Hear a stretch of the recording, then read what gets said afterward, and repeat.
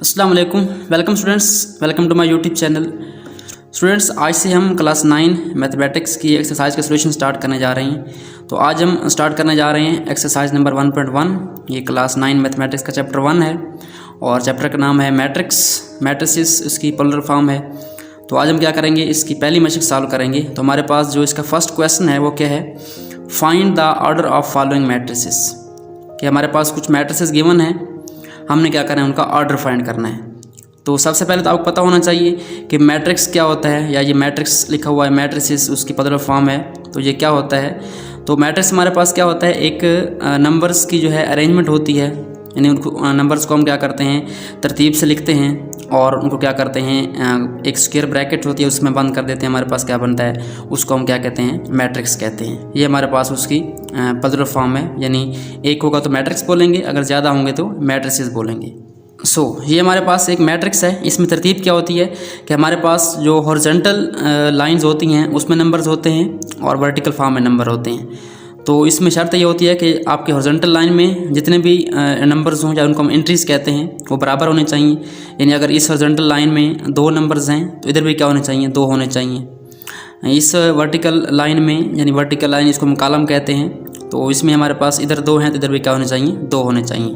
यानी जितनी हमारे पास ये रोज़ या कॉलम्स हों उनमें एलिमेंट्स जो है क्या हों, बराबर हों, एंट्रीज बराबर होनी चाहिए। तो हमारे पास जो हॉरिजॉन्टल होती है उनको हम क्या कहते हैं, रोज़ कहते हैं, और जो वर्टिकल होते हैं उनको हम क्या कहते हैं, कॉलम्स कहते हैं। तो यहाँ पे अगर आप देखें तो जो हमारा ऑर्डर होता है मैट्रिक्स का, वो क्या होता है, number of rows by number of columns. यानी आपने क्या लिखना होता है, पहले नंबर ऑफ़ रोज़ लिखेंगे, उसके बाद नंबर ऑफ़ कॉलम लिखेंगे। तो यहाँ पे अगर आप देखें तो हमारे पास रोज़ कितनी बन रही हैं, आपने कैसे चेक करना है। अगर आपको समझ नहीं आ रही तो आपने इधर एक लाइन लगा लेनी है। ये हमारे पास एक रो है और ये हमारे पास सेकंड रो है। तो ये हमारे पास 2 रोज़ बन गई। और कॉलम कितने हैं, आप इस तरह वर्टिकल लाइन लगा दें सीधी, तो हमारे पास कितनी आ गई, 2 लाइन्स आ गई। तो 2 रोज़ हैं और 2 कॉलम हैं। तो आपने क्या करना है, सबसे पहले रोज़ लिखनी है, नंबर ऑफ़ रोज़ तो हमारे पास कितनी है, वो 2 हैं।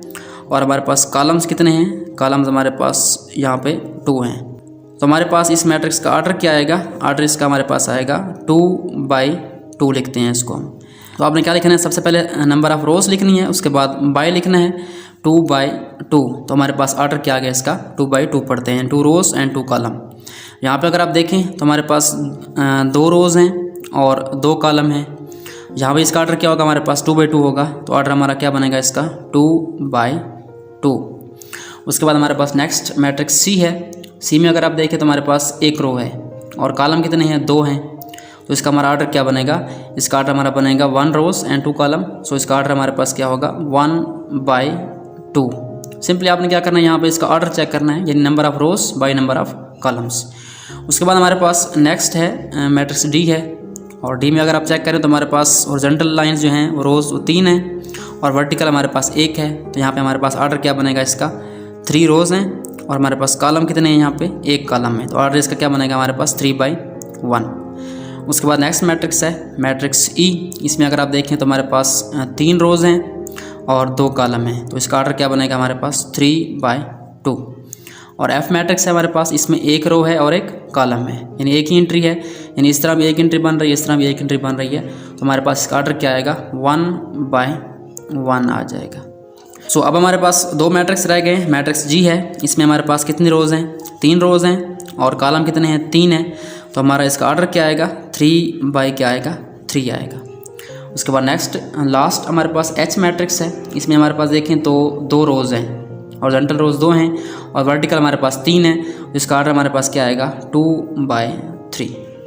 ये हमारे पास एक सिंपल सा क्वेश्चन है, क्वेश्चन नंबर फर्स्ट, कि इस मैट्रिक्स का ऑर्डर कैसे हमने फाइंड करना है। तो हमने ऑर्डर फाइंड कर लिया है। ये बहुत ही सिंपल क्वेश्चन है, ये अक्सर MCQs में आते हैं। और वैसे भी जो ऑर्डर का टॉपिक है ये आपको क्लियर होना चाहिए। आगे जो क्वेश्चन हम सॉल्व करेंगे तो हमारे पास ये बहुत इंपॉर्टेंट टॉपिक है।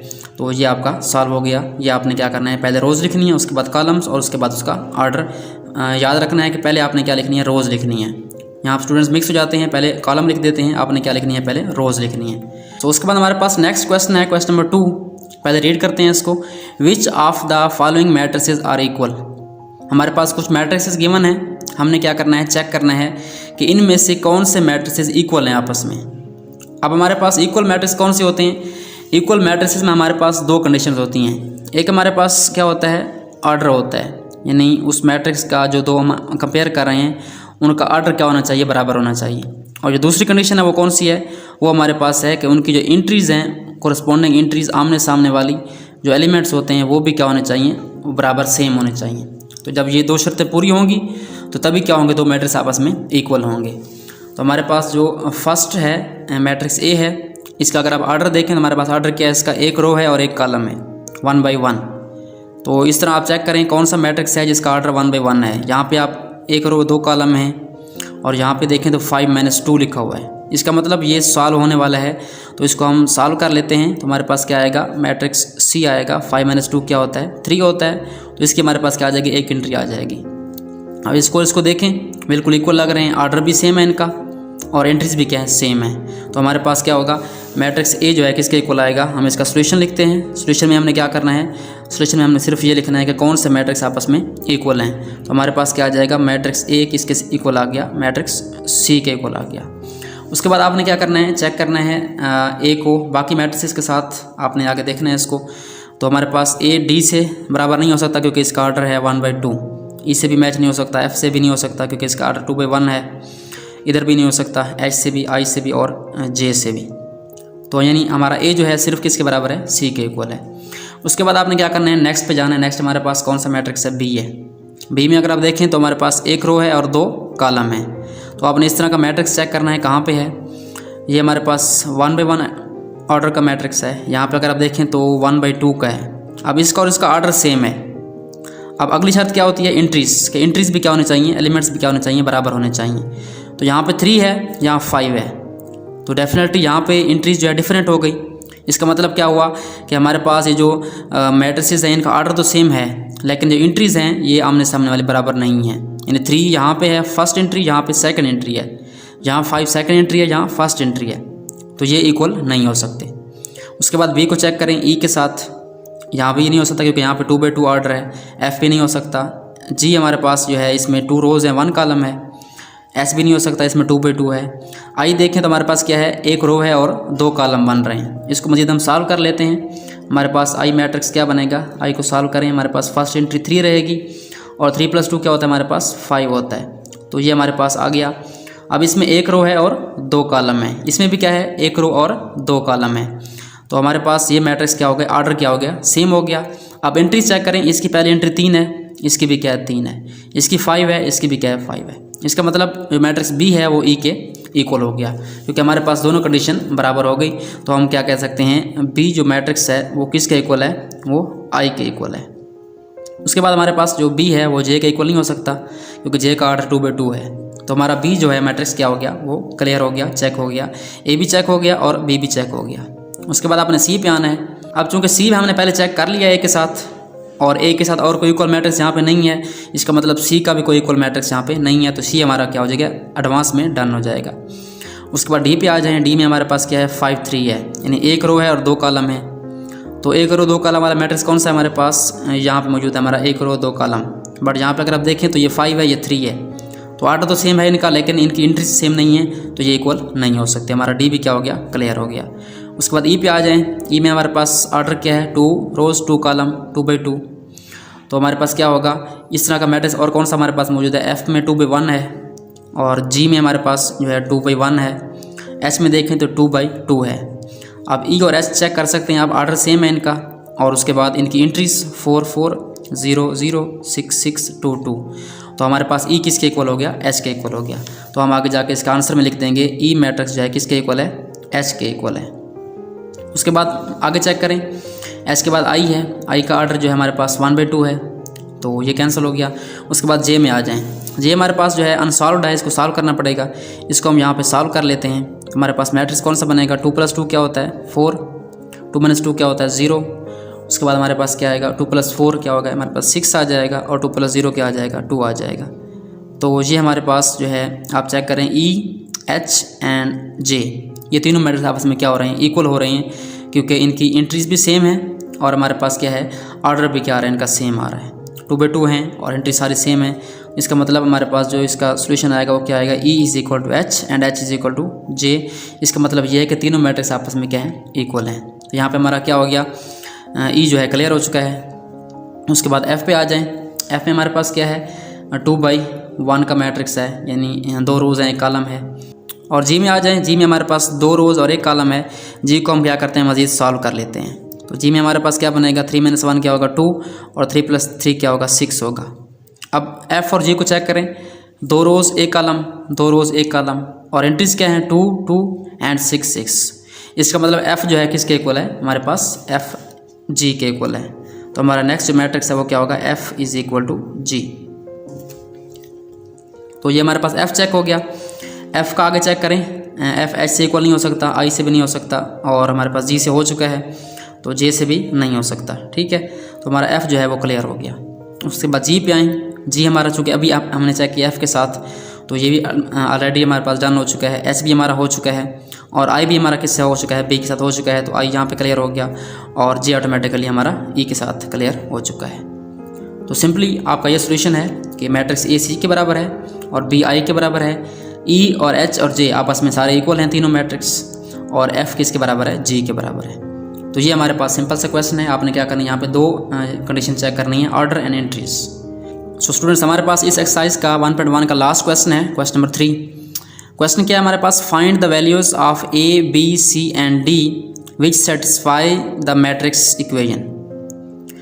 हमारे पास एक इक्वेशन गिवन है मैट्रिक्स की, हमने क्या करना है यहाँ पे हमारे पास कुछ वेरिएबल्स गिवन है ए बी सी डी, इनकी वैल्यूज़ फाइंड करनी है जो क्या करती हैं इस मैट्रिक्स इक्वेशन को सेटिस्फाई करती हैं। मतलब ए बी सी डी की वैल्यू ऐसी वैल्यूज़ आएंगी जो इसके अंदर हम यूज़ करेंगे तो इसको आपस में बराबर कर देंगे। अभी ये बराबर नज़र नहीं आ रहा, देखें ऑर्डर तो सेम है 2/2 है 2/2 है, बट इसकी एंट्रीज यहाँ a + c यहाँ 0 है, यहाँ a + 2 भी यहाँ पे -7 है, तो ये इक्वल नहीं है। हमने क्या करना है ए सी बी डी की वैल्यू फाइंड करनी है ताकि ये बराबर हो जाए।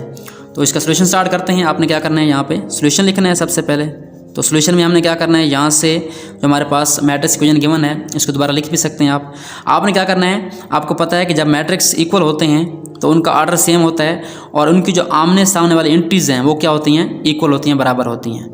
तो उसने कह दिया है कि हमारे पास इक्वल मैट्रिक्स हैं, तो इक्वेशन है तो हम क्या कह सकते हैं कि हमारा जो a + c है वो किसके बराबर है 0 के बराबर है, और a + 2 भी किसके बराबर है -7 के बराबर है। आपने यहाँ से क्या करना है, जो पहले इक्वेशन बनानी है वो क्या बनेगी हमारे पास a + c = 0, इसको आपने इक्वेशन 1 का नाम दे देना है।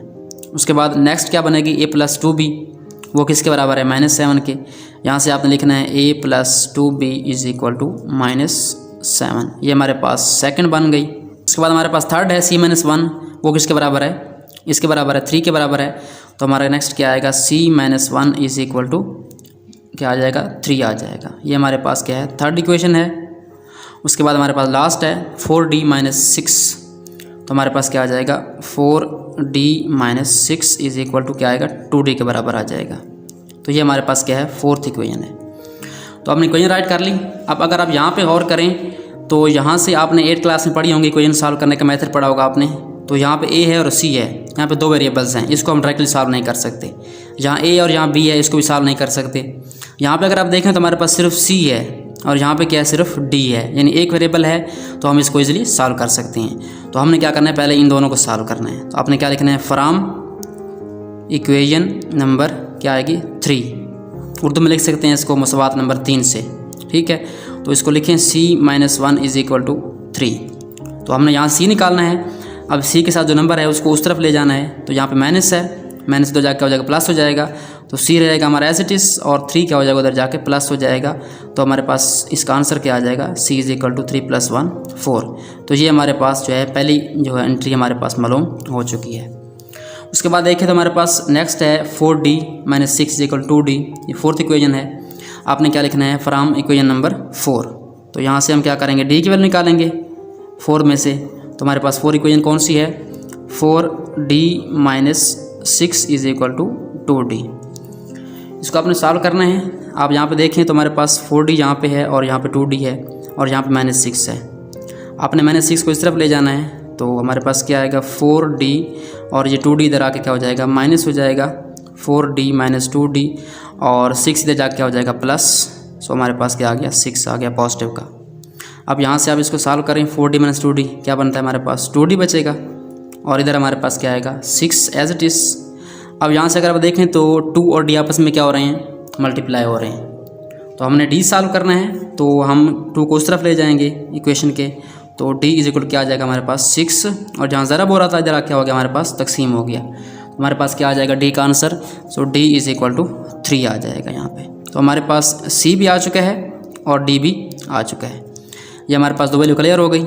अब क्या करते हैं, हम इस सी और डी की वैल्यू को यूज़ करते हैं अपने इक्वेशन में, जो हमारे पास यहाँ पे इक्वेशन पड़ी है। अब यहाँ पे देखें तो हमारे पास वेरिएबल ए है और सी है, हमने अब क्या फाइंड करना है, ए भी फाइंड करना है। तो पहले हम इसको सॉल्व करते हैं।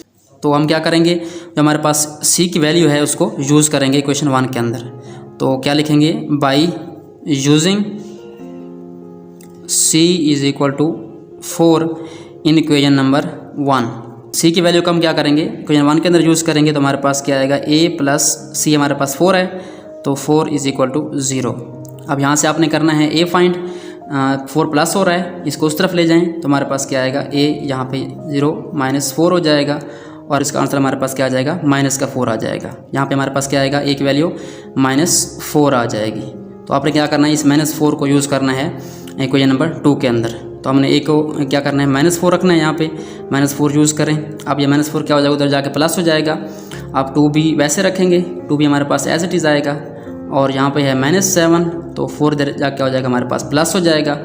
उसके बाद आपने क्या करना है, इसको सॉल्व करना है, प्लस माइनस माइनस, तो हमारे पास इसका आंसर क्या आएगा, 2b is equal to minus का हमारे पास क्या आ जाएगा, 3 आ जाएगा, क्योंकि प्लस माइनस माइनस होता है, साथ में से 4 निकालें 3 बचेगा, और साइन किसका होता है, बड़े का, तो बड़ा हमारे पास 7 है, 7 के पीछे माइनस का साइन है, तो हमारे पास क्या आएगा, -3 आएगा। अब हमारे पास लास्ट स्टेप आ चुका है इसका, हमने b फाइंड करना है, यहाँ पे है 2b, तो b को एज इट इज़ लिखें, b हमारे पास सिंपल आ गया, और 2 ज़रब हो रहा है, इधर जाके क्या हो जाएगा, डिवाइड हो जाएगा, हमारे पास क्या आ जाएगा, -3/2। तो ये हमारे पास b की वैल्यू भी आ चुकी है। तो हमारे पास a की वैल्यू -4 है, b की वैल्यू -3/2, c हमारे पास 4 है, और d के हमारे पास 3 है। तो ये सिंपल सा मेथड है इस क्वेश्चन को सॉल्व करने का। आई होप सो आपको ये एक्सरसाइज 1.1 समझ आ गई होगी। इंशाल्लाह हम आने वाले वीडियोज़ में क्या करेंगे, नेक्स्ट एक्सरसाइज सॉल्व करेंगे। सो स्टूडेंट्स, आज के लिए इतना ही, हमने इस एक्सरसाइज को कंप्लीट सॉल्व कर लिया है 1.1 को। नेक्स्ट वीडियो में हम क्या करेंगे, एक्सरसाइज 1.2 सॉल्व करेंगे। आज के लिए इतना ही, thanks for watching and don't forget to subscribe my channel.